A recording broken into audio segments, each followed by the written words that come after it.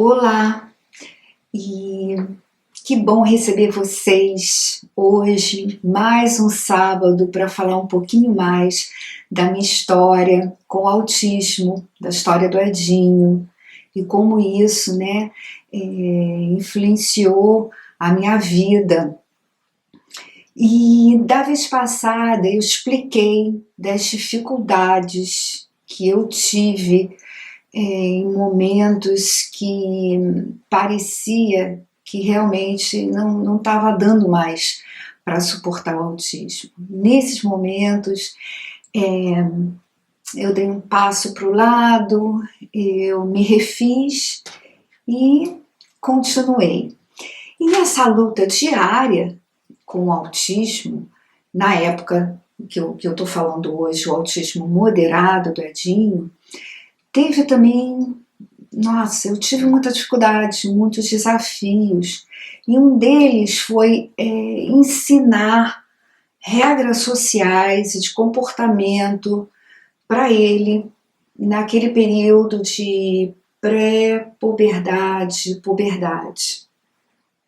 O Edinho falava coisas que as pessoas não entendiam, achavam totalmente estranhas, e eram mesmo, né? Eu vou dar o exemplo de um caso que hoje em dia eu contar é quase engraçado, mas na época me deixou bem constrangida. Isso para vocês terem uma ideia das coisas que o Edinho não falava, né, no seu dia a dia. E tudo isso com uma comunicação bem deficiente, né, usando pouquíssimas palavras, enfim, mas nos momentos errados. E foi num dia em que a campainha tocou e era um senhor com uma aparência bem peculiar. E o Edinho foi do meu lado, foi atrás de mim, ele estava em casa. Era um moço, um voluntário das Testemunhas de Jeová. Eles passam muito pelas vizinhanças aqui na Holanda. Sempre atendi, né? Peguei folhetos, agradeci, enfim. E esse era uma outra pessoa, eu nunca tinha visto esse senhor. Ele devia ter por volta de uns 70 anos, era idoso. E cabelo longo, grisalho, chapéu, um terno bem assim surrado, né, daqueles que foi bastante usado e não era muito moderno. E ele tinha os dentes bem amarelados. Era uma presença física peculiar, mas muito simpático, muito gentil, um sorriso estampado no rosto, me deu um bom dia caloroso, começou a falar, né, se ele podia mostrar o folheto e tal, e eu bem receptiva, claro. E o ratinho do meu lado olhava para ele assim, né, de uma maneira bem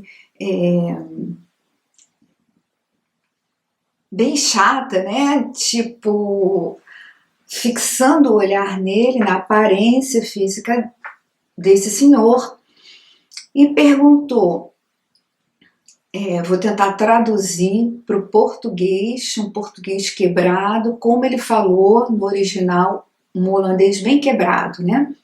A linguagem dele era bem deficiente. Você, dente amarelo. Ai, chamando o moço, né? Dizendo que o dente dele era bem amarelo. E era. Então, o que ele estava falando era verdade.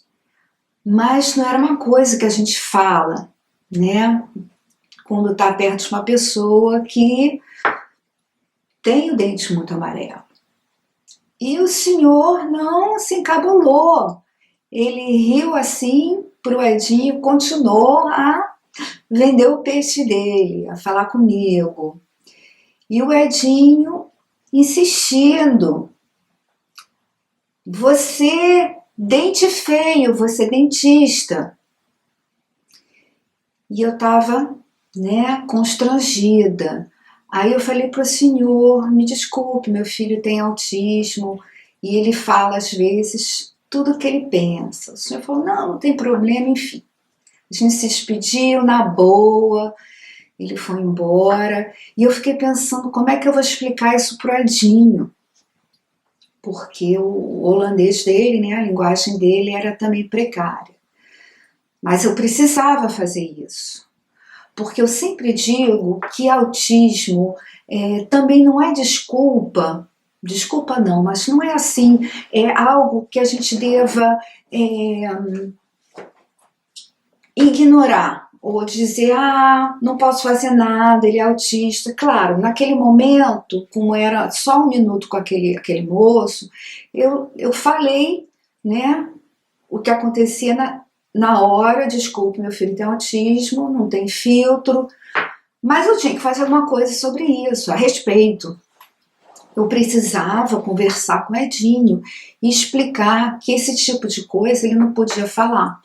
Eu sabia que ia ser muito difícil, porque ele ia querer entender, ele queria saber o porquê ele não podia falar uma coisa que era fato. Porque fato era que o moço tinha realmente essa aparência, né, diferente, e essa diferença, no caso, a dentadura chamou até mais atenção pro Edinho do que a roupa, do que o cabelo grisalho.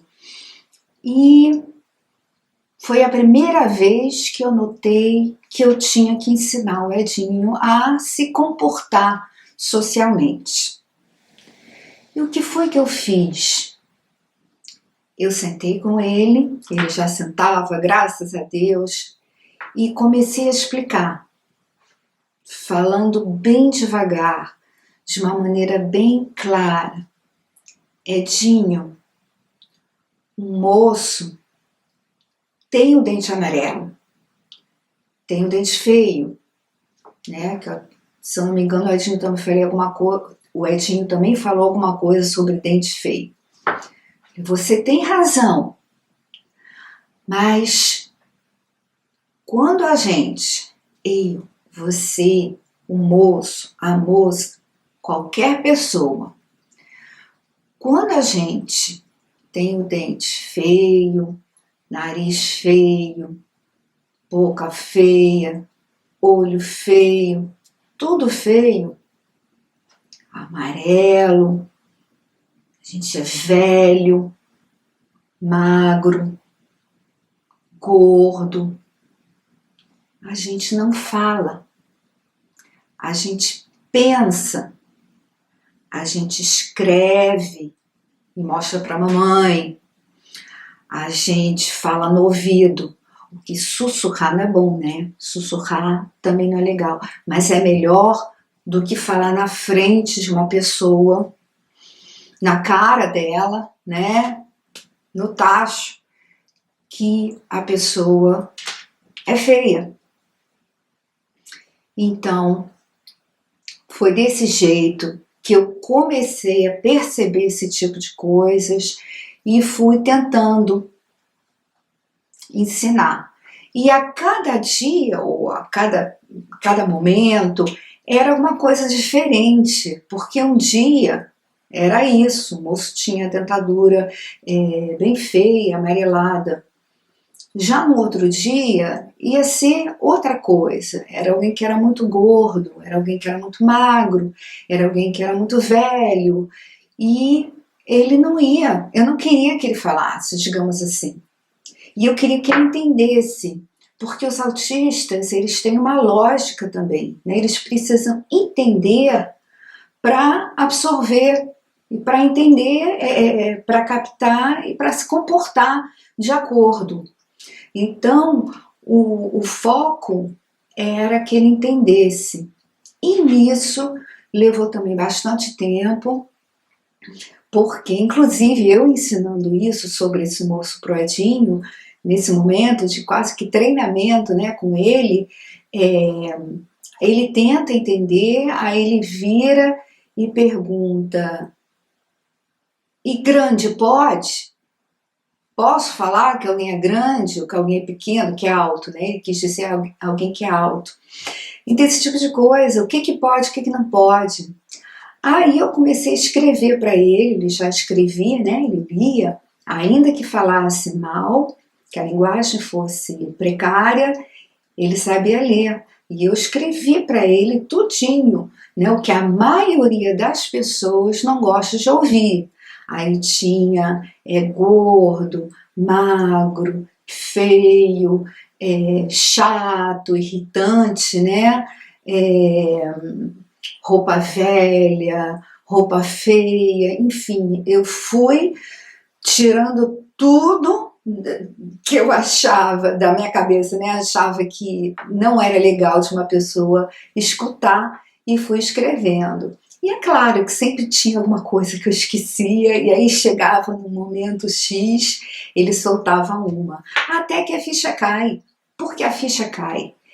Com o amadurecimento, eles vão vendo que tem determinadas verdades que ninguém precisa saber, que bastava ele saber, que não estava errado ele saber ou ele ter uma opinião. Só não estava legal emitir essa opinião na frente de alguém que pudesse se magoar com ela. E eu notei como isso fez bem para ele, como isso fez bem, né, para todo mundo, até as meninas em casa, né? Aí ele passava a cochichar no meu ouvido,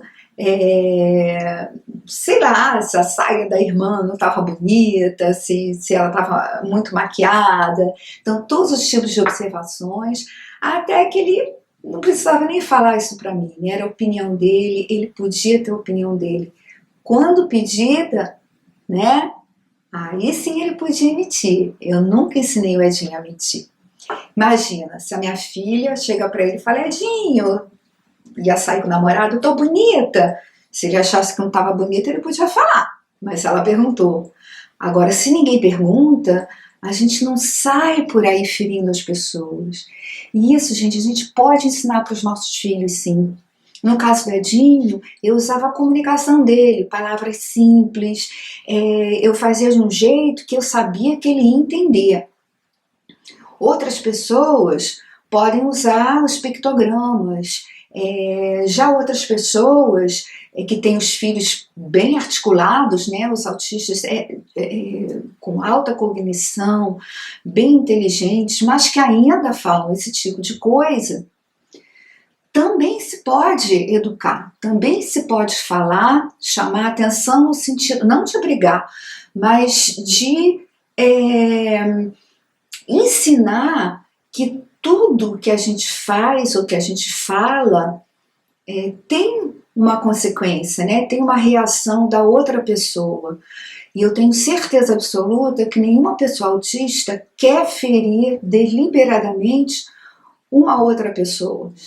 E tudo isso a gente ensina, sabe? A gente pode ensinar assim: olha, esse tipo de coisa que você está falando não é muito bacana, pode magoar alguém, pode ferir alguém. E aí geralmente vem 1000 perguntas, né? Mas por quê? Por que vai ferir alguém se é a verdade? Aí a gente explica um pouquinho como funciona o nosso mundo neurotípico. Assim como a gente entende o mundo, ou a gente tenta entender o mundo autista, assim como eu tentava entender o Edinho, eu queria muito que ele entendesse também como o meu jeito de ser, como era o meu jeito de ser, né? E o jeito de ser das outras pessoas também sem autismo.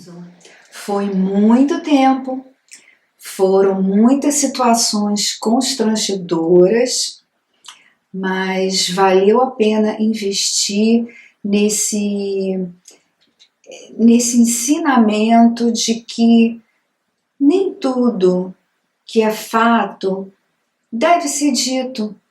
A gente pode pensar, ou a gente pode saber e se satisfazer com isso de qualquer maneira, sem magoar o próximo. Hoje, então, eu falei, né, desse ensino das regras sociais que foram bem importantes para o desenvolvimento do meu filho, e na semana que vem eu vou falar um pouquinho mais sobre novos assuntos que tiveram a ver com essa puberdade dele. né? Entre outras, um pedacinho da sexualidade, dos hormônios e dessa educação sexual que a gente deu a ele, para ele ser também um rapaz que soubesse, né, controlar seus impulsos, que entendesse como era o sexo, o que era o sexo e como lidar com isso. Vejo vocês no sábado, muito obrigada por assistirem e um beijo.